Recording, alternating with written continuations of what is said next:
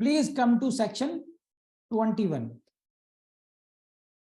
Again जैसे मैं पहले कहता हूं, हेडिंग से क्वेश्चन आएगा। कस्टडी ऑर्डर्स कौन से सेक्शन में दिए गए? सेक्शन 21 में दिए गए। पहला क्वेश्चन प्रीलिम्स का ही आया। अब आइए पढ़िए क्या है।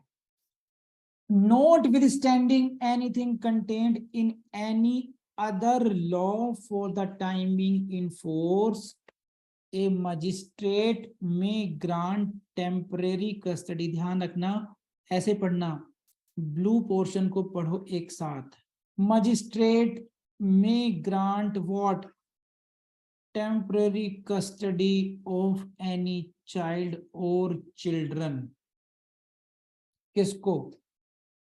टू द एग्रीव्ड पर्सन और the person making an application on her behalf. ये रहा आपका section 21। Section 21 says about what kind of custody? Temporary custody की बात कर रहे हैं। अस्थायी रूप से कस्टडी का ऑर्डर भैया डोमेस्टिक वायलेंस में भी हो सकता है। कस्टडी का ऑर्डर पर्सनल लॉज में तो होता ही होता है, यहां पर भी होता है, डोमेस्टिक वायलेंस में भी होता है। कौन से सेक्शन में होता है? सेक्शन 21 में होगा। ये परमानेंट कस्टडी नहीं है। रिंकी मैडम कैसी कस्टडी है बताओ? शिवानी कैसी custody? Come on. Temporary custody किसको दी जाएगी? एग्रीव्ड पर्सन को दी जाएगी, या उस व्यक्ति को दी जाएगी जो एग्रीव्ड पर्सन के बिहाफ पर एप्लीकेशन लगा रहा है। तो एक बात तो ये हो गई। अब हम फिर पढ़ते हैं दोबारा। ये रहा, note with standing anything contained in any other law for the time being in force. किसी अन्य विधि में कुछ भी होते हुए मजिस्ट्रेट टेम्पररी कस्टडी दे सकता है। It means what? Section 21 overrides the other acts regarding the maintenance। समझे?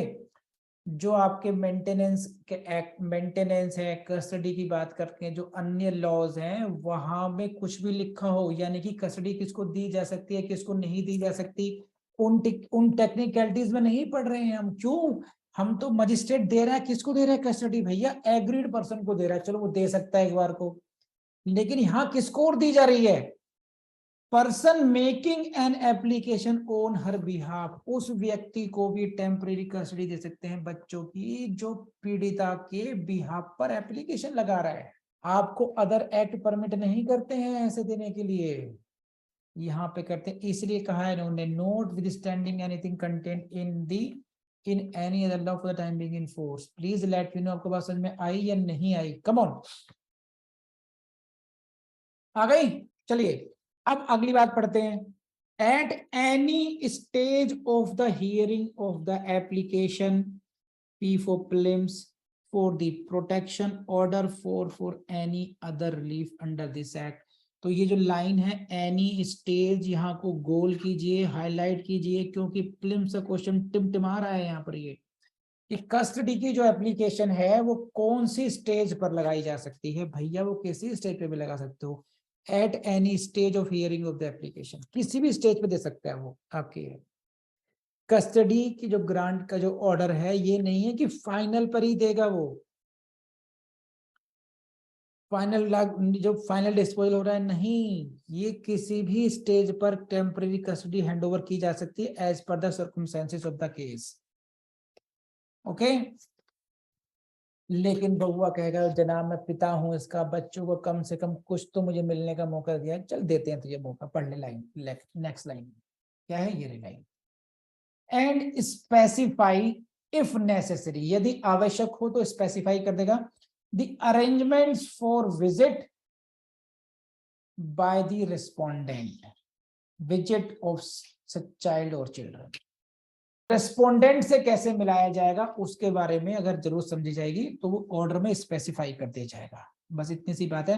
तो आपको क्वेश्चन मिलेंगे टेम्परेरी कस्टडी से मिलेंगे, आपको क्वेश्चन मिलेगा कि किसको दी जाएगी, एग्रीड पर्सन को दी जा सकती है, any person making an application on her behalf इसको दी जा सकती है, एट एनी स्टेज दी जा सकती है, note withstanding anything contain in the other law, इस पॉइंट पर क्वेश्चन आ सकता है।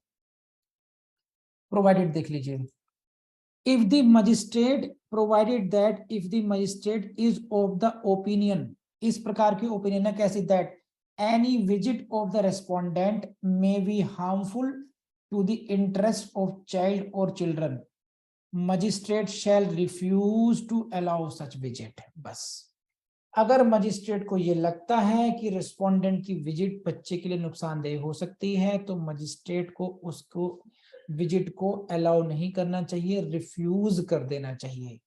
तो it is all about section 21। Repetition करना बहुत ज्यादा हो गया ऑलरेडी। किसी का कोई क्वेश्चन हो तो मुझसे अब पूछे। Section 21 is over from my side.